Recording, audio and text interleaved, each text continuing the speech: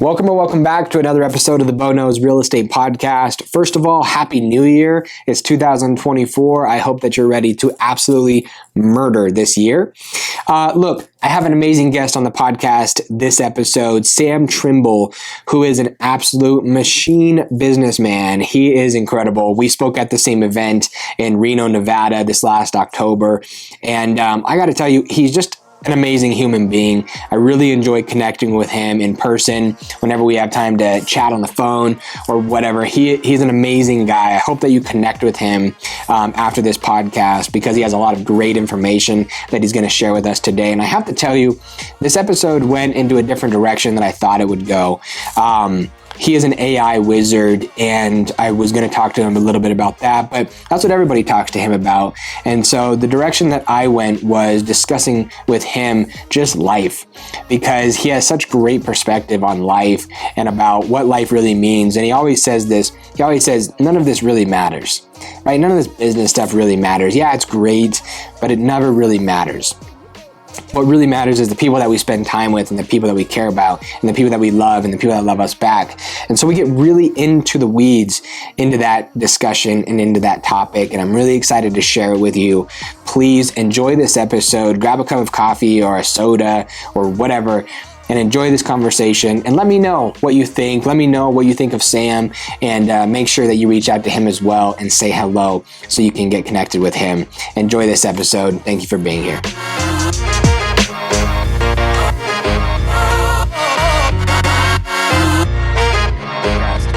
You know, this episode is going to be really fun because I was able to hang out with Sam actually in Reno, Nevada this last October. And I was thinking about it this morning. I was like, how do I introduce Sam? And I think the best way I can introduce him is I in my mind, I believe that Bradley Cooper is like the Wish version of Sam Trimble. So that's how I'm going to introduce Sam. I mean, come on. You do, man. You remind me of Bradley Cooper. Have you ever gotten that before? I have gotten that before. Okay. And every time I my heart warms a little bit. It makes me feel good. So thank you so much. But I'm the Wish or the Temu version without a doubt. No. He is the Wish version of you. Like that's. I'm the Temu version that shows up and you're like, this is kind of what it, but this is not right. That's all right. 100%. That's the way it is with those things. But no, man, I appreciate you being here. On a more serious note, yeah, everybody, Sam Trimble, I talked about it in the intro a little bit, but you need to connect with Sam at some level, whether you're in the real estate space, whether you're just an entrepreneur looking to grow. Sam is an amazing person to connect with. Like I said, I was able to hang out with him in Reno for a little bit. We lost some money on the roulette table, which always happens to me, but 100%. It was really cool to listen because I had never really gotten to talk to you, Sam. I've never really gotten to get to know you.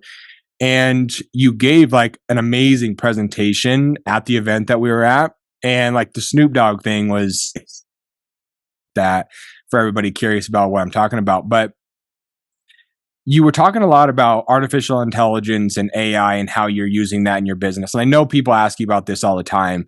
So we're gonna go into a couple different directions with it. But I just wanted to let everybody know, when I was able to hang out with you, it was a really special thing for me because I knew that you were somebody and I knew that you were making waves, but it was really cool to hear the details and how you're doing it and what you're doing to make change. And just it was really interesting. So I appreciate you being here, my friend. Man, that means a lot. It was awesome to hang out with you too. I've seen your stuff all over social. Being in West Texas, I'm not too far away, but it's still totally different universes in many ways. And so it was awesome to be able to connect and see.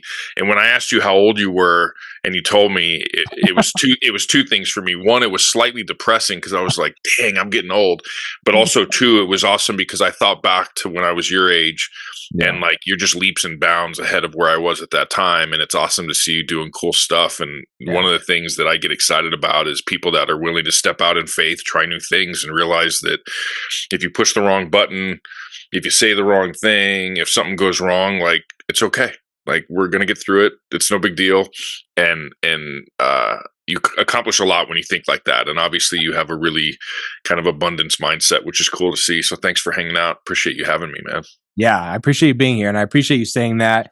It means a lot. All right. So anybody who is listening to this or they're watching this on YouTube, like, give them the description of who Sam Trimble is, how you got started and what you're doing, and how you've gotten to kind of where you are today, and then we'll launch from there.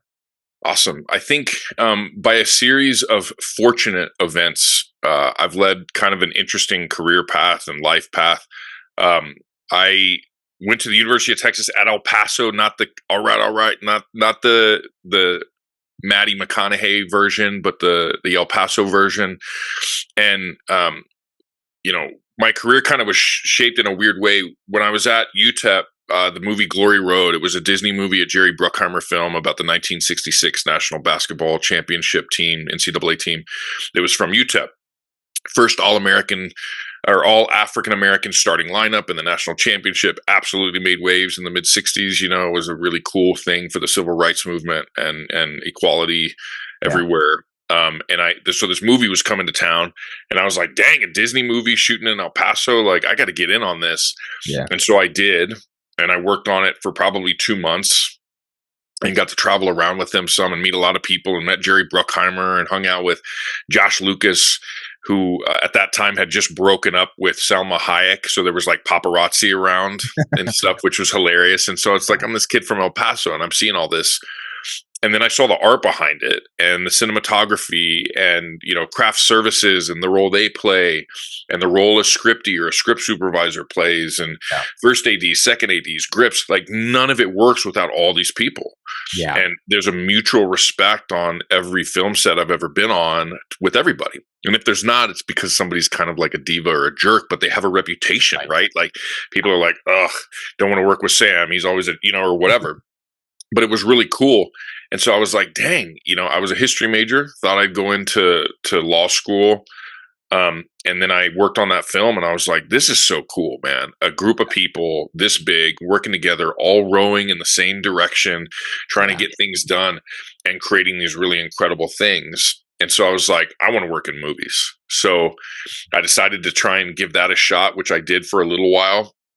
But I was like, what could I do in the meantime that if I left for 4 months to LA or some set somewhere and could not get fired while I'm gone, and I was like, oh, I'll be a realtor. And then I realized like 2 weeks later, well, yeah, but you kind of have to like be there and like sell stuff, and I was like, oh, well, this isn't going to work. So, I, did a couple fun little things and worked on a couple cool movies and stuff. And then was like, this isn't for me. I don't have the tenacity or the stick-to-itiveness to hack it. And so I was like, but I love real estate. I loved watching HGTV. I loved touring houses, even as a college kid, like pulling up to an open house and rolling through. And so I was like, I want to be a realtor. This is awesome. And I dove all in, and I read everything and watched everything and read every Gary Keller book, and, started getting my Inman newsletter stuff and Housing Wire stuff and all these publications that I've been reading for years now. And then by pure happenstance had decided, you know what, I'm gonna shift a little bit. And then woke up one day in the title business, basically.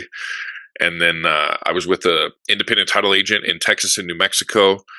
And while I was there, we went from, probably about 40 employees to pushing 80 or so, almost doubled in size. Expanded a bunch of new offices, hired a bunch of people, and did all the things that everybody said, you can't do that. This is title, that won't work here. Right. And so first I kind of like tail between my legs, like walked out of the room. And then I was like, wait a second. If this works in literally every other business on planet Earth, like, do we really think we're so special that it won't work here? And so I kept doing it, and then it started working, and we grew market share and we grew wallet share with the agents we worked with. And we really pushed the envelope with some of the stuff we were trying. And then, by a lot of fun, again, more happenstance and absolute blessings, by the grace of God, there go some opportunities popped up, and I was able to come to the underwriting side with my absolute mentor and I think one of the greatest minds in the title world and any marketing and sales world, a guy named Justin Tucker out of Portland, Oregon. And he brought me to the underwriting side, and now I find myself, I don't even know, like I need a business card to vice president of strategic growth and development or something for Fidelity National Financial and the F&F family of companies. And I just I'm excited. I mean, I should be dead in a gutter somewhere, and seriously, and I just kept trying new stuff and connecting with the right people, and find myself now getting to travel all over the country, talking with realtors and lenders and real estate attorneys and developers and title agents about fun, exciting, and invigorating ways to hopefully grow our business and grow our industry. So that's like a long version of my entire life story for the most part. Well, that's really cool, man. I didn't know about the whole movie thing that you did. So when you were working in movies, what was your role? What did you do? So if you IMDb me, there's a bunch of random stuff. I just did that the other day, by the way. I didn't even know it was on there. Yeah. And I'm Samuel M. McConnell Trimble, apparently. But so on Glory Road, I worked as a production assistant, and then became like a grip, and then got a shot at a couple opportunities, all of which got cut to act. And knowing what the scenes were, which I'll tell you off the air, like it's probably a good thing they got cut. It probably wouldn't have been a good look. But I was what was called like a featured extra. So somebody that you see throughout the movie relatively regularly, but they don't really talk. Okay. So I did that on Glory Road, and then I worked on like a Transformers movie and a Pirates of the Caribbean movie. And I worked on a movie called The Burning Plane, which is how my one degree of separation from the real Bradley Cooper is the Saks Fifth Avenue versus the Temu Bradley Cooper, is that I worked on a movie called The Burning Plane, and it was Charlize Theron, Kim Basinger, and Jennifer Lawrence. And so, and it was a small movie made in New Mexico, in southern New Mexico. And so, it was awesome to be around. There was a guy named Robert Elswit who was the cinematographer on that movie. And we were shooting the movie from January through like April. And I think in like February or March is when the Academy Awards are held. So they halted production for like 3 days on like a Saturday, Sunday, and Monday. On that Sunday was the Academy Awards. The guy comes back, and we start at 5 a.m. on Tuesday. It was call time. And his name was Robert Elswit, and he won the Academy Award for cinematography that weekend. And I was like, dude. And this guy was blocking me, like telling me where to go and where to stand. And I was a stand-in and had a couple little scenes in that thing. And anyway, and I was just like, oh my gosh, you're surrounded by these people that are doing these really incredible things. And again, I just was like blown away by how everybody is desperately needed. And I think it's like the real estate industry. Like we have the tendency to classify one another. Right. Somebody is in charge of everything. And without them, none of this happens. Right. And the way I try to look at it is that without all of us, none of this happens. Yeah. Even the appraisers, like we even need them. Right. Like we need title. We need lenders. We desperately need realtors to QB these transactions and take care of their clients and customers. There's a lot of arguments about that right now, obviously, that we could really dive into. But we need everybody. And then within those groups, we need everybody too. At a title company, I need my processor. I need my receptionist. I need, my funder. I need my clearance and underwriting and examination people. I need my closers. I need everybody. I need my salespeople to keep the light, And so I saw that in film, and I've really kind of carried that forward with stuff because we live in a time where we really have a tendency to like create a caste system within industries. And in my opinion, you could argue to everybody, right?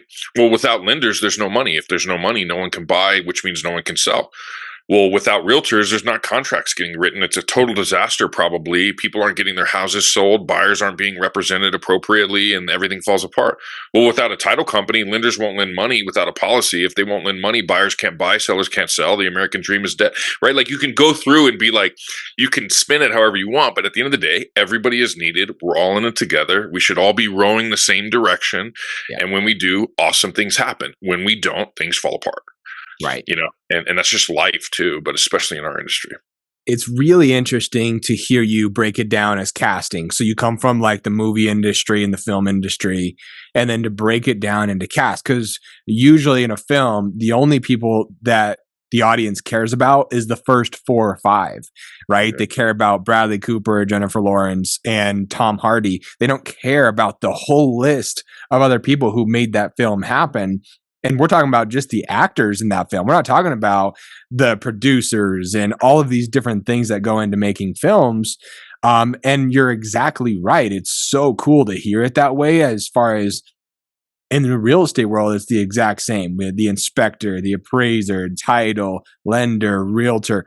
Everybody plays a part. And one thing that you had mentioned at the event that we were in Reno was, you had said something that was really meaningful and it was really insightful, actually. You said we belong here. Like, we belong. Like, there's no reason why we should think like that when we're sitting here in our offices and we're talking to people, like, it doesn't matter what industry you're in, doesn't matter if you're, again, title, real estate, whatever, like, we belong here. And I feel like title sometimes gets thrown as like, the last person on that pedestal, right? Just because it's the least sexy out of everyone, right? And so I really like what you said about that at that event, and it stuck with me. I don't know, dude. Your background and stuff is pretty sexy right now. You got a lit up mic. You're wearing black on black on black. I mean, it's pretty damn sexy, bro. I mean, I'm changing the game. I'm changing the game when it comes to the sexiness. So it's funny that there's 2 things, and I was just searching for something real quick so I could remember the name of the guy. But, there's 2 things about that. The argument that I made at the end of those 3 examples, I think they're all true, and they're not mutually exclusive. They can all be true, right? I've been going to a therapist and a counselor for like the last 15 years, and it's been a game changer for me in my life. And if you're not, if you're listening to this and you're not seeing a counselor or a therapist or a psychologist or somebody like that, you absolutely should be, because it's just like, man, what a blessing that's been in my life. Yeah. But one of the things that she told me is like, I'd bring up things and I would see things as black and white or A and B. And she would sit there and she would tell me, hey, Sam, there can be both. Both of those things can be true, is how she normally says it. Both of those things can be true. So it can be true that realtors are a valuable part of a real estate transaction, and they absolutely are. I am still a card-carrying member of the National Association of Realtors. I still have my license. I will never let that thing go. Yeah. And I'm proud of my real estate career and my involvement at NAR and the lobbying and on the local, state, and federal level and all of that stuff. And realtors are a wonderful part of our national economy. Yeah. Lenders are very important. Without money, we can't buy, which means we can't sell, which means everything kind of comes to a halt, right? Like, also, the title company and what they do to protect people forever, or as long as them or their heirs own a piece of property, is pretty amazing. And unlike other forms of insurance that insure what may happen, we got to be really good at our job, because we're insuring what has already happened, and we need to know exactly what happened then, right? Right. And so without title insurance, banks will not lend money. If banks will not lend money and lenders are out, then it means buyers can't buy, sellers can't sell, and there's a big stall in the American dream. So when you couple those 3 groups of people together and you realize they're all necessary, and then you think about what it really means to be a part of a team, and how we form a team, and how we become most productive and robust in our businesses by, moving the same direction.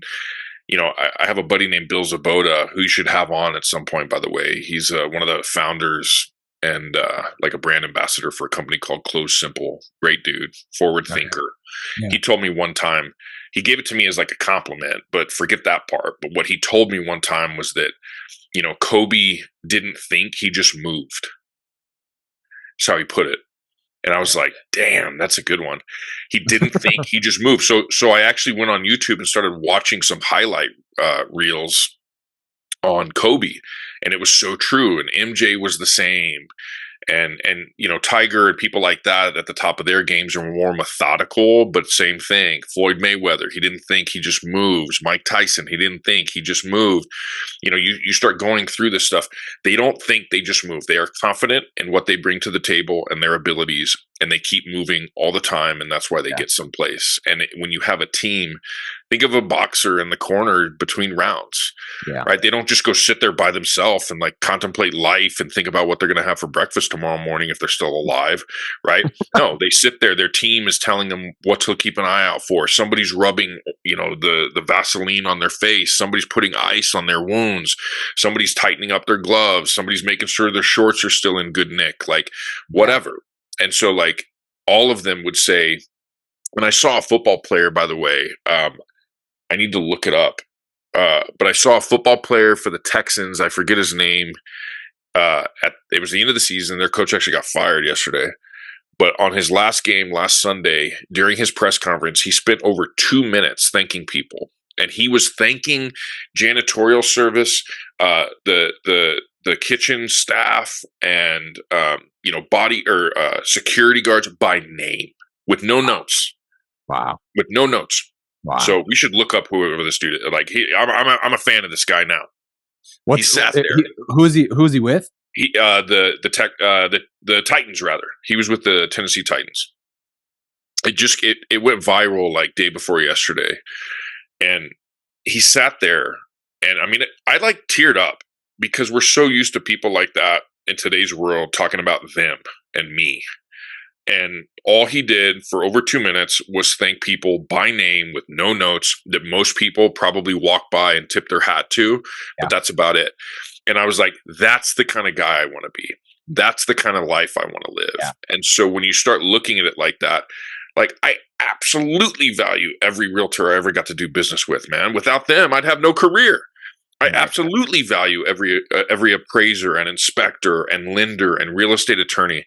Did we all get along all the time? No. You know why? Because we're human and it's all good, right? Like brothers fight, sisters fight. Yeah. That's what happens. Right. But at the end of the day, when you recognize like, man, I need you. I appreciate you. I'm thankful for you. And without you, I wouldn't have a career. Right. And so I think in our industry, like we've gotten a little flashy with certain things. Yeah.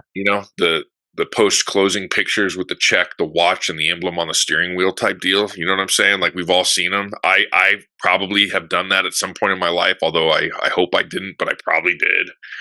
Yeah. But let's do less of that and more of what that guy did. Yeah. Less of there's two different ways, and I'm on a ramble right now, and I'm sorry, but like no, go. Let's go. I always I get mailers all the time from realtors, and I know most of them still because I live in El Paso. That's where I was a realtor. That's where I was part of running a title company, and they were all my clients, and they were my friends, and we did deals together. So there's two type of mailers that I'll get, and you can when you read something and you can hear it, like you can hear it out loud. Like I sold more homes for more money than anybody else in my market last year, and it was faster than anybody else. Like if you want to sell for more, you call me, right? You can hear it, dude. And you can see the picture with the steering wheel and the watch and the check on the day that house closed. And then there's the ones that are like, man, last year I sold more houses for more money faster than I ever have. And it's all because I have the greatest clients on earth. My family and I are going to take a vacation to Disneyland this year for the first time in 5 years. And it's all because of you. We just wanted to say thank you. Cheers to you. We owe you. And here's to an incredible 2024. Yeah. Didn't ask for business. Didn't brag. Said all the same things. Yeah. Which one of those postcards would you be like, I'd be down to do business with this person? Oh, the second. And which one would you be like, ugh, right? And so it's just like a subtle shift in mindset makes all the difference. And There's a reason why we're not at the bottom of the pack. And I'm saying we now as a realtor, like I put my realtor hat on for a second. Yeah. Like we're not at the bottom of the pack where we were when it comes to least respected professionals in the country. We're now in the middle of the pack, which still sucks. Yeah. And the reason we should be up here is because we're highly educated. We're staying ahead of the latest trends. We're looking out for our clients. We are real fiduciaries. We are absolute professionals, and we are helping people make the largest sale or purchase of their life, therefore being a financial advisor to them unlike anybody else. And we're also counselors and therapists, and sometimes we're referees in fights between significant others and family, Right. And why are we in the middle? Because of that postcard. Right. Because of that picture with the BMW logo and the check and the watch that nobody gives a about, right? Like I just edited myself so you don't have to. That was pretty good edit, honestly. Yeah, that was good, huh? I'm used to doing that around like my nephew. I'm like, son of a, but anyway, and that's why. So if we could cut back on that and continue to be politically active, representing the American dream and private property rights. Stop being braggadocious, but continue to inform people on what's going on in the market. Right. And stop posting pictures like that and stop showing and start showing more gratitude. We'll continue to tick up that list to where, in your life, there's a few big things. You got a kid, there's a doctor involved. Doctors are at the top of that list. Yeah. Right. Attorneys, even though we get frustrated with them, are towards the top of that list because we know how much school and how much BS they have to put up with. Yeah. Teachers and educators are at the top of that list. In my opinion, they should be at the very top of that list. I come from a family of educators. And then realtors, when you buy or sell a home and the whole package, the realtor, the title company, the lender, all those people should be at the top of that list. Yeah. And we're not, because we don't show enough gratitude. And so we need to flip that. Like it's the beginning of a new year. Like you and I can you live like that already. I try to, but we should make a pact that like the 2024 mantra for us is going to be a year full of gratitude and appreciation for those that allow us to have a living, serve our customers, serve our communities, and support our families and friends. That's pretty cool, It's really cool. And, as you were talking, which don't ever apologize for going on, I love rants. Like, I love when people go, I do it all the time. And I'm the same way. I'm like, I'm sorry, like, I'll shut up now, but what you were talking about, this is the way I received it. The way I receive it is that there's no question that in real estate, there are extremely successful people. And we're talking financially successful, like they're set up for life. I mean, especially with where we are in 2024 with social media and Netflix, we see people like Ryan Serhant, we see people like Grant Cardone, we see all these people who are in real estate in some capacity, and that is the goal a lot of the times for people. And the way I look at it is I look at it on a little bit more of like a spiritual level, especially recently for some reason. Like, so as a Christian, I look at it as like, I'm in a business profession and I want to try to be the best business professional that I can be, but not to the detriment of who I am as a person. And I feel like, and this is just me kind of going on a rant for just a second, I feel like who you are as a person matters way more than you are as a professional. Now, that seems like it's a simple statement and everybody will agree with that, but do people really agree with it? Like when somebody sees you walk into a room, or when somebody says your name in a room, like what are they saying about you? Are they saying that you close a lot of deals, but you're a jerk, or that, yeah, he's a great realtor, or he's a great title guy, or he's a great lender, but he's an even better friend. Like he's a genuine person, and I enjoy when I see, like, I run to him or to her when they walk into a room, because I want to give them a hug and say, how's your kids? How's your mom? How's your grandparents? Like, how's work going? Like, I want to sit down and have coffee with you for an hour rather than running away from that person because of the way that it makes them feel inside. And so that's what I took away from what you're saying. Like, is it really important? Is it really that important that people close an insane amount of business? It is important, 100%. That's an important thing to do. Like, I think everybody should try to strive to be the best entrepreneur, business person that they can be. Like, go as hard as you can. How successful can you become in that? But not to the detriment of how you make others feel when you walk into a room. You remember when we were kids and you'd ask a friend like what their parents did for a living and they didn't know? Yeah. Remember that?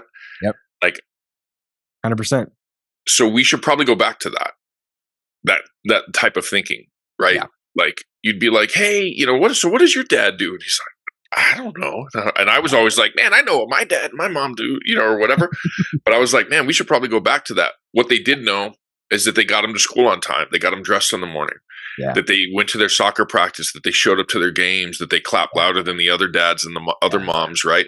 Yeah. And so to me, like, dude, if I walked in a room and somebody was like, man, that guy is an idiot, but dang, he's nice and he shows up. And one time he did something really nice for me and I appreciated that. I would way rather that than walk in a room and be like, man, that guy's good at his job, but what a jerk. Yeah. You know?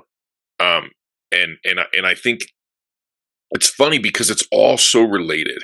There are very few people that I know, you know, personally, I know a lot of very successful people. And I've been around a lot of very successful people and people in the B club, you know what I mean? Like the whole nother level. Yeah. And I have yet, you know, I'm thinking as I say this to make sure I don't say something that's incorrect, but I have yet to come across one who doesn't at the end of the day do their best to look out for other people. And maybe I'm just blessed in that way because I know they're out there, right? Like I know there's jerks out there or whatever. But I think, you know, I'm a Christian too, man, and I think things happen that we don't understand. There's a plan for all of it. You do not know yet the plans I have for you, but one day you will, right? Like I firmly believe that. Yeah. I also believe that I have plans for you to prosper, right? Not to hurt you. And go crack open Jeremiah and read that one. Yeah. But at the end of the day, I really believe that we are rewarded for the way that we treat people. And if it's not on this earth, it will be when we leave here, which will be even better. And so I think they're all related in that the people that do the right thing when no one's watching, the people that, you know, that are ethical and moral, whether anybody knows about it or not, will close more deals. They will have a better reputation. They will make more money. They will find more success. They will have a more successful family. And none of us, dude, I got more skeletons in my closet than a New Orleans cemetery, bro. Like I got more issues than Sports Illustrated. I always say that one, you know. The New Orleans cemetery is a new one. That just like kind of came out weird, but whatever. If you've ever been to New Orleans, they're so pertinent because you see, like they're all above ground because of the elevation there. So like they're all like little mausoleums. Yeah. Just for context for that random anecdote. But I got so many issues, man. Life is hard. I've had life resets. I've done things I wish I hadn't. I've said things I wish I hadn't. I've behaved in ways that I'm not proud of. But I'm going to keep trying. Yeah. And every day I have a chance to be a better person. One of my little prayers and kind of mantras that I say very regularly is like, you know, help me to be a better person today than I was yesterday. Yeah. And if we can continue that trend with a few faults along the way, because we're human and it's going to happen, pick yourself up, dust yourself off, surround yourself with people that don't judge you, that lift you up and celebrate and support you. And then you do the same. You need to show up for them, right? Yeah. It's not one-sided. But if we do those things and we continue that trend, like you're going to have a pretty great life ahead of you. Yeah. And when you have that, it's amazing. The most successful realtors I know are great humans. Yeah. They're good husbands and wives. They show up for other people. They do the right thing when no one's watching. Yeah. And because of that, not in spite of it, because of that, they're the most successful realtors I know. Yeah. So you were talking about the picture of the watch on the steering wheel and like the check and stuff. What are your thoughts on people working in silence? In a perfect world, we could all do that. I was just talking to somebody the other day. It might have been my counselor. I had a meeting with her yesterday. I think she said like people that are truly, deeply, and wonderfully successful don't really ever talk about it. I agree with that. And I think that in a perfect world, that's how it is. in the real estate industry, we are all marketers. And if you are not a marketer, like there's probably going to be a problem. Now, can I dictate to you what the perfect way to market is as a title salesperson, as a lender, as a realtor? No, I can't, because there's some realtors and lenders and title people that I know in today's world that do zero marketing. It's exclusively referral based, and they kill it. Yeah. So who am I to be like, well, you should be on TikTok? Like they're like, I don't want to be on TikTok, Yeah. And so I don't think there's a one shoe that fits everybody, but I do think promotion or marketing needs to mean something to everybody. And maybe for those that are referral based, it means sitting down 5 or 6 times a year and writing a handwritten note to everyone you've worked with, showing gratitude and appreciation. Maybe to people who are a little more tech forward, it means, batching content on a regular basis and getting out as much meaningful content as possible. Yeah. But I don't think working in silence is really an option, except for very few of us. And honestly, like, all my respect and appreciation to the people that are able to do that. I'm just not one of them. Like, I've never been good enough at anything to be able to sit back and just expect for things to come. I had to get strategic, right, make a checklist and then make it happen, Right. Yeah, because the thing that you talked about as far as the watch and the cars and the pictures and stuff, where my mind goes is like working in silence, where you're still everybody's a marketer. I mean, what is the thing that Mark Cuban and them always say? What time is selling time? It's always selling time, So like everybody is ABC, baby. ABC, right? So the thing that is interesting to me though is with the power and scale of social media. So you brought up TikTok and YouTube and Instagram, and the things that I've experienced personally through those is not necessarily like showing off, which is what you're talking about, right? Like the people just showing the highlights. Yeah. So this is where the conversation gets deep. Is I feel like social, if you can avoid just showing off the highlights and actually show what your life is really like, the ups and the downs, right? That is where it gets powerful. And so for me, like one thing, Gary Vaynerchuk said this once, and it 100% has stuck with me to this day when it comes to social media and content. It is document your life rather than trying to create content. So you like brought up batching content stuff. For me, I'm like, I am going to do that. I'm going to do that. I'm going to document my life because people want to know about my conversation with Sam. They want to know about that my boy is sick, right? Like he's sick right now. Like everybody's sick right now. So that they're going to relate with that. They're going to relate with that more than they are going to about my conversation about a closing with somebody or something, because they may not care about real estate. And so for me, I feel like that's where it gets really powerful. And I was having a conversation with somebody yesterday. She came up to me and she was like, I really want to start a podcast. And I was like, that's freaking awesome. And I was like, what do you want it to be about? And she was like, well, I really have enjoyed like your podcast, and it was super humbling for me. I was like, I don't even know you, but you're enjoying it and stuff. And which big kudos to the guests that I have like you. I mean, you guys, you provide such great information. But she came to me and she was like, I really want to start a podcast and I don't know where to start. And I was like, well, what do you want it to talk about? And she was like, well, I died. And I came back to, I literally came back, I went into cardiac arrest. I died for about like 30 minutes or something. And like my husband was doing CPR for like a long time. Like it was really intense, right? It was really like deep. I was caught off guard. I was like, whoa, like that's intense, right? Like dying and coming back to life, literally, like your heart stopped. I mean, it was done. It was game over. And I was like, you not only should start a podcast, but you need to start a podcast. Like you have a responsibility to other people who never came back, that the family member thinks about them every single day.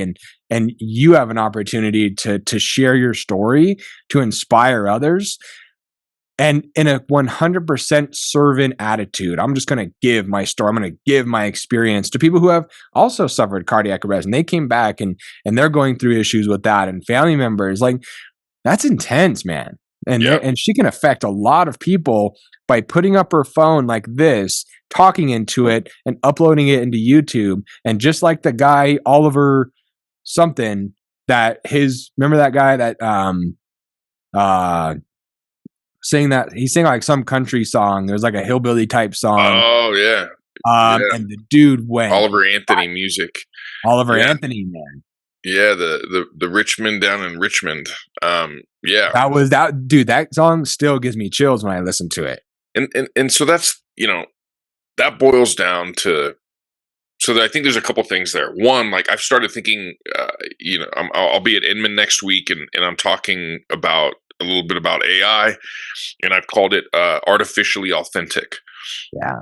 Right. So like, how can I use technology to become more genuine, to become more authentic, to create more relationships, not hide behind it, which is what so many people do. Right.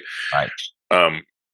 How can I use it to actually double down on not only sustaining, creating, but also growing relationships, right? Like, which I firmly believe that you can do using AI, using all tech, to be honest. But it also becomes one of those things where you sit back and you think about, what are we really trying to do here?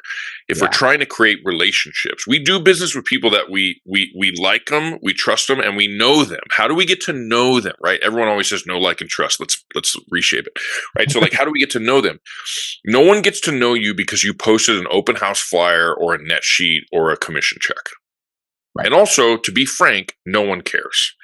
Like, 100%. I mean, as a realtor, I can say this to other realtors out there. How many other realtors have you hidden their feed, or have you hidden them on your feed, even though you make a living selling real estate? But I get tired because all Sam does is post open house flyers and net sheets for new listings. Right. Like, I don't care.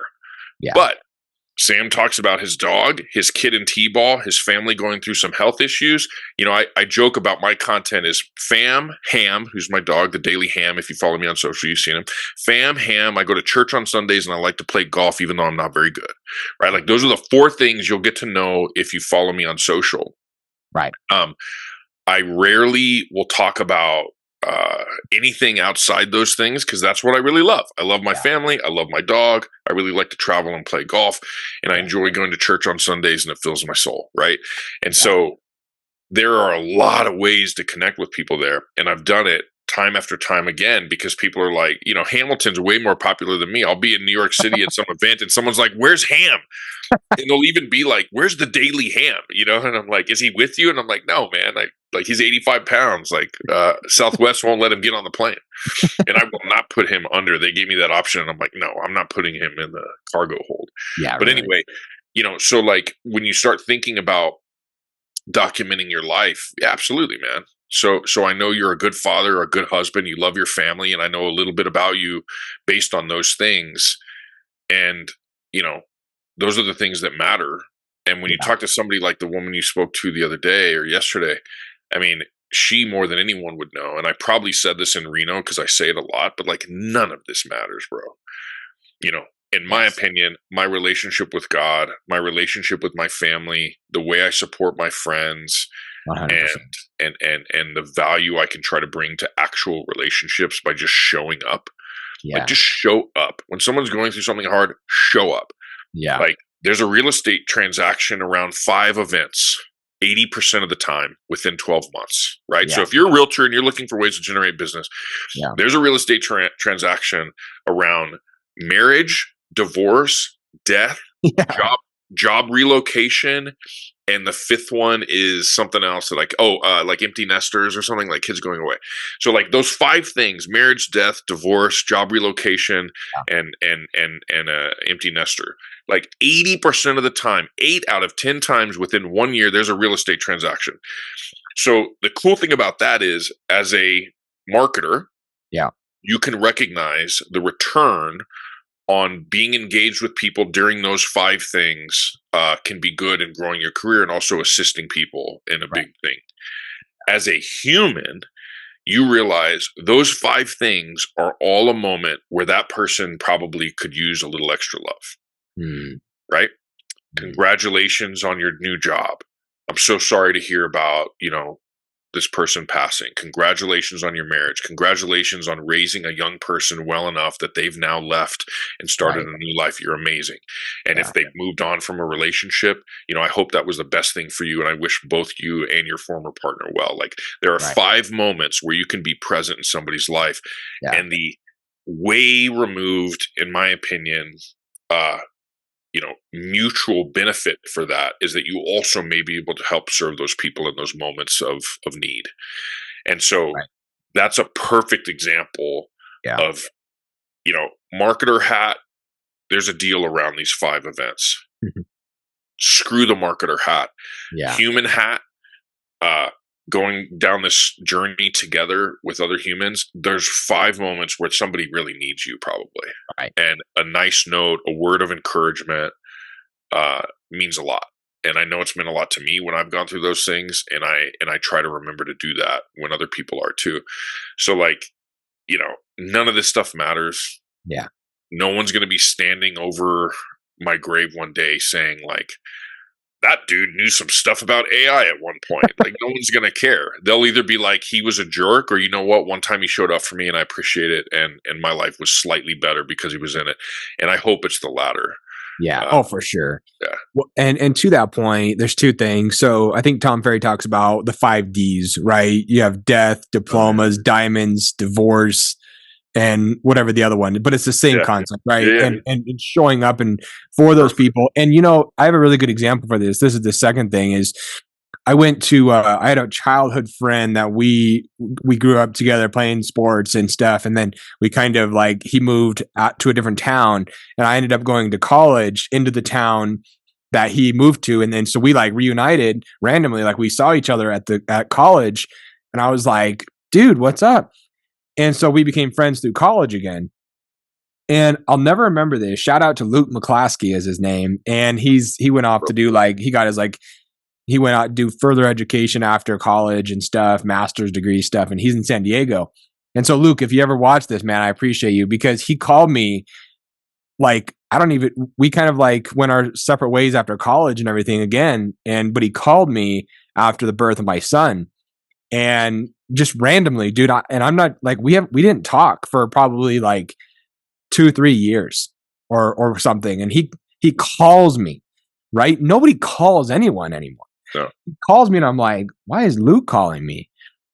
So I answer, and he was like, hey man, I'm busy. I'm getting ready to go into a meeting. But I wanted to call you because I didn't want to forget. But he was like, congrats on the baby boy. And he was like, I just wanted to tell you that you're going to be an amazing dad. You've got this. And I'm super pumped for you. I got to go. And even today, man, it's really weird because I'm not an emotional person, but sometimes I'll get emotional about that call because I'm like, I have some really close friends, and and I'm not throwing shade to my close friends or anything, but they didn't even call me. They didn't say really congratulations. And I don't care about that. I care about somebody thought of me that was a good buddy at one point and still is, but I haven't talked to him forever. And he freaking called me and told me that. And I was like, there's something I will never forget that. I will never forget that. And I'm talking about it on a podcast that should be about real estate and AI, but it's about something more important, And so it's it's just a good example, man. I was just I still, when I think about that and when I talk about it out loud, I'm just like, man, I don't know why that touched me so much, but it just did. And it was really cool. That's the best, man. That's the best part of being human. And it's the butterfly effect of that is pretty amazing too. People are like, man, the world is so hard right now and things suck and people are mean and there's so much tragedy in this world. Yeah. And then you're like, man, what could I possibly do about it? I don't know. Maybe smile and pay for somebody's coffee tomorrow, or maybe just say, hey, that jacket is awesome, Bo. I love that jacket. Yeah. Right. Or whatever. Yeah. And those teeny little things, then what does that person do? They decide you know what, I might pay for this compliment because I'm feeling good today. And then before you know it, you do that 5 or 6 times in a day. Say half those people do it. So say another 3 or 4 people do it. Of those, another couple do it. Before you know it, there's 100 people that have been touched by one thing that you said or did in a single day. Yeah, 100%. And all that does is heal divides and create community. And so, that's the kind of stuff I love, and I know we're supposed to talk about AI and we're like 55 minutes into it or whatever, but there's some really cool tools for that, and I'm glad to talk about it too. But there's sometimes that you just like focus on things that seem more important. Yeah. You see everything that's going on around us right now, and the least we could do is lift up, support, and celebrate our fellow humans. Because we really need it right now, man. Like more than ever in my lifetime, at least. Oh, for sure. Yeah, no, absolutely. Speaking of that, what does your time look like? What time do you have to dip out of here? I got a little bit more. I mean, I can hang out for another like 20 minutes or so. Sweet. So yeah, I think it's the best conversations, whether they're at a coffee shop or whether they're on a podcast, and these podcasts it's another way for me to document, right? And it's another way for me to connect with people that maybe I wouldn't have been able to connect with, on a typical basis, just because we may not be in the same state. We may not be able to meet up for coffee. And so like for you and I really enjoyed our time that we were able to hang out and stuff in Reno. And so I was like, I definitely want to get him on the podcast if he's willing and have a further conversation about things to not only where you and I can further connect and get to know each other, but then like there is an unlimited amount of people who now can also get to know more about me, get to know more about you. You may say something that may inspire the heck out of them to go and be a better dad, a better friend, a better whatever, a better business person. Like it doesn't matter. And that was so about 2 or 3 years ago, I went to an event that I spoke at, and which for anybody listening or watching to this, Sam's a humble guy. He threw in there that he's speaking at Inman next week, which is like huge. I mean, Ryan Serhant is going to be speaking on the same stage. Like, so, it's a big deal, Sam. So don't just throw that under the rug like that. But, 2 or 3 years ago, I was speaking at an event and I had a few people come up and tell me that what I do inspired them to try something new that has helped their business. And for me, that was such an impactful thing for them to tell me that, because I'm just a small kid from a small town in Arizona. And for me to go to an event, speak at the event, which was an honor to do, and then have people come up to me that I didn't know and tell me that I've inspired them to do better in their life meant the world to me. And now I chase that feeling selfishly, right? I chase the feeling of trying to help people selfishly, not to get people to compliment me and to tell me that I've inspired them, but to actually help them. Like helping another person by something that you do, there's something very like impactful about that inside your soul. And I know you experience that like every day. And so I know you know what I mean, but it's just a good example, like just to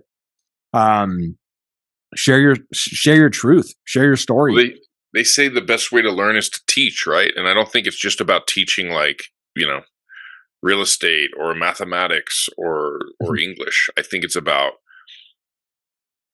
one of the best ways to get insight on how to be a better person is to sit around talking with people about how to become better people. Yeah. I joke with my buddy Irving, shout out to Irv, like he became an absolute 100% golf addict during COVID and he's crushing it now and like pushing me to be better and whatever. But we had a conversation maybe a year ago and I was like, dude, and it was a mutually beneficial conversation. I was like, bro, imagine if we spent as much time sitting around talking about how to become better humans, in his case, a better father, in my case, a better son and an uncle, and hopefully one day a father, right? Like imagine if we spent the same amount of time that we talk about golf, talking about how to be better. And we both were like, and so all of a sudden we started reading books and sharing podcasts and talking through things on how to be better men, how to be a better significant other or future husband or father or son or coworker or friend or buddy. Like, so those things are really cool, and the only way you get better is to talk through those things. And sometimes that means teaching. So like, man, every time I'm on stage, I learn something. I'm like, I think through something and you saw me, like, I'm so ADD, dude, squirrel, like I'm thinking through something and I'll have an idea and I'll talk through the idea in real time, and sometimes it probably falls flat, but for the most part, I think it's like we're all like, "Oh yeah," and then someone will come up to me afterwards and be like, "I did this, like what you said. I've actually been doing it," and I'm like, "Oh my gosh, you're way ahead of me! Like, tell me more about it." Yes. And so going through those exercises together, is really fun, and I appreciate the comment about Inman. That was a goal, man. That was a long-term goal of mine. And to be honest, there were times I thought that would probably not happen. Yeah. And so in the last year, I got to accomplish a bunch of cool goals, and none of it was because of me. All of it was because of other people. The Justin Tuckers of the world, my girl Sarah Richardson right there in Scottsdale has been a huge help for me in my career. Justin Stutz, Marty Frame, Rich Canan, Meg McKee, Mississippi Meg, shout out to Mississippi Meg, Christy Kaufman, Sarah Supple. There's all these people in my life that are just absolutely the only reason I've had any success in real estate and title is because of other people, so I'm excited for the future and everything that it holds for you and for me and for everybody else. And when you realize we're all in this together, a rising tide absolutely raises all ships. Things get easier, and I think this AI revolution and this technology revolution that we're living in right now, revolution and evolution, which I always kind of like mix them up, but they're two very different things. Right. But the evolution that's become a revolution that we're in right now is really exciting, because it's like we can accomplish more doing slightly less and spending slightly less time, so that we can readjust our schedules and spend time on the things that really matter. So if you're a realtor and you're leading a team and you can use AI to batch create Testimonial Tuesday content in 5 minutes, go into Canva, throw in 52 testimonials that you've gotten through your website or from awesome clients over the last year, turn it into content, schedule it out in one day. Now, rather than worrying about coming up with a Testimonial Tuesday or Thankful Thursday or, piece of content, I can focus on spending more time with my family and friends, providing better service to my clients and customers, podcasts like this, like long form video. Whether you're a realtor doing a 5-minute video tour that no one will ever watch, by the way, if it's 5 minutes long, or you're doing long form, podcasting style content. One of my favorite new things is video.ai, VIDYO.ai. So you throw that long form 5-minute or 6-minute tour, it breaks it up using AI automatically into the kitchen, living room, man cave, or she shed, or lady lair, backyard, front yard. You now have 5 or 6 pieces of content that are bite-sized, 20 to 30 seconds that people will actually watch, and it all came from that one video. You and I are probably going to turn this podcast into 50 pieces of content that we can use for the next year. 100%. And by using tools like that to do it in a few minutes, rather than spending hours, pouring over editing, you're going to spend more time. By the way, if your son is sick, I hope he gets better. So I don't know if that was like an anecdote or if you're saying he's a little under the weather right now. No, he really is. He didn't have a good night last night, and but it's all good. He's a trooper. He'll get past it. I hope he bounces back with a vengeance as quickly as possible. Yeah, thanks. So.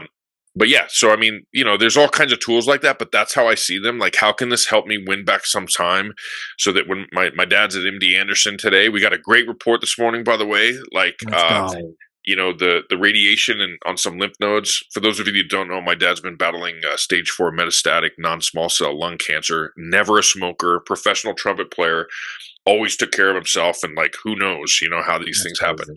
But he got a wonderful report this morning. So rather than spending my afternoon trying to cut up pieces of video, I'm going to throw it into video.ai and then drive my ass down to my parents' house and give them a hug, because that's what really matters.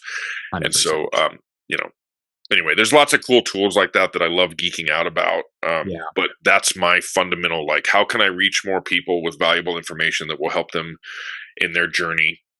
And how can I use it to save a little bit of time so that we can spend time doing things that really matter, which in my opinion is spending time with our family and friends and lifting each other up, No, 100%. Yeah. And one thing that you said in Reno when we, and I actually I actually had to follow up Sam the next day and speak after him, which was a lot of fun to do. Man. You killed it. It was awesome. I'll never forget that buffalo, by the way. Like, I don't know if you talk about that regularly, but the image that you threw up on the screen of that buffalo, and then I've started reading about it more often, and it's one of the only animals in the animal kingdom that instead of getting scared and running away and seeking refuge, like faces right into the storm because they realize that if they go directly into it, they will be out of it faster than if they just hunker down. And so that was the synopsis of that part, and that stuck out to me. I'm sitting here quoting it right now. So you did a wonderful job, man. You really I did. appreciate that. Yeah, and I really appreciate that. And the buffalo story, man, it's super inspiring to think about, especially with where we are in the market right now. Everybody's trying to like hunker down and wait instead of just being proactive and attacking that thing. But one of the things that you said that really stuck out was people are kind of scared of this artificial intelligence thing, and they believe that they're starting to think like, is AI going to start to replace us? And you've said it, and Gary Vaynerchuk has said it, and you are the two people that I've heard say this before, which was artificial intelligence isn't going to replace anybody, but your competition, knowing how to leverage AI, will absolutely replace you if you don't learn how to use it. And for me, I was like, because that used to be kind of like the social mindset, is like people knowing how to leverage social media, that will start to eliminate people from the market. And now AI is just that, multiplied. So that was huge what you said. Yeah. Well, start looking at everything as an efficiency tool, right? Yeah. Like, I can go around town and I can only kiss so many babies and shake so many hands. Yeah. I could put something on LinkedIn, TikTok, Instagram, Meta, wherever I want, and reach hundreds of people in one day. 100%. And so it's an efficiency tool. Yeah. And when you look at AI, I could sit down and come up with a 52-week strategic marketing plan on how to re-engage with past clients and customers as a realtor. Because, by the way, we only have 20% repeat customers. We're leaving 80% on the table as realtors, which is insane. Like, we suck at follow-up. And by the way, like, recipe books and like generic crap that you wouldn't care about, your clients don't care about either. Yep. So knowing that we're leaving 80% on the table, like, what if you were to go into chat and just say, hey, help me create a 52-week marketing plan meant for a real estate professional to re-engage with past clients and customers in a meaningful way. Take that, don't copy and paste it, go through, and instead of taking 5 hours, take 15 minutes to go through, tailor it, and then follow that for a year. And I guarantee that 20% repeat business will be more like 40 or 50 or 60 for you next year, which means you're going to get ahead of your competition. So I just used AI in 10 seconds as a way to create connection, not to hide behind it. And if 86% of Fortune 500 CEOs see AI as a mainstay in their future business, then we should probably be paying attention. Yeah. Stop comparing ourselves to people within our business. Like, title is the worst at that. We're like, oh, what are they doing across the street? What's the other underwriter doing? Yeah. And as realtors and lenders and stuff, we're also pretty good at that. And as the donut shop, we're pretty good at comparing ourselves to others. Right. Instead of comparing ourselves to others in our industry, we should be comparing ourselves to others outside of our industry. Mm. So what are some companies that you really respect and appreciate doing? If you love Lululemon or Peloton or Nike or whatever, like, and one way to find out, like, some brands that you should relate to, by the way, is everyone should take a brand archetype quiz if you have not done it. Yeah. Figure out what your personal brand archetype is, and then go out, and if you're a sage or a magician or a hero, go find out what those brands are that have mutual and wonderful, like, commonalities with you and the way you operate your brand, and then start paying attention to what they're doing. So if you're a hero brand and a little bit of a magician, kind of like a Nike or somebody, like, you watch a Nike commercial, you're inspired by the end of that thing. Yeah. Like, you're inspired by the end of that. And so if that's your type of brand, or if you're a sage that's all, like, I always picture Al from Winnie the Pooh, right? Like, he always observed, and everyone went to him for answers, but he always observed and knew what was going on, but he had a lot of wisdom. So if you have been in the business a while and have a lot of wisdom and love being able to support people using, experience that you've gained over many years, and you're a sage, then what are those sage brands? Right? Go connect with them, see what they're doing, and try to use that as inspiration.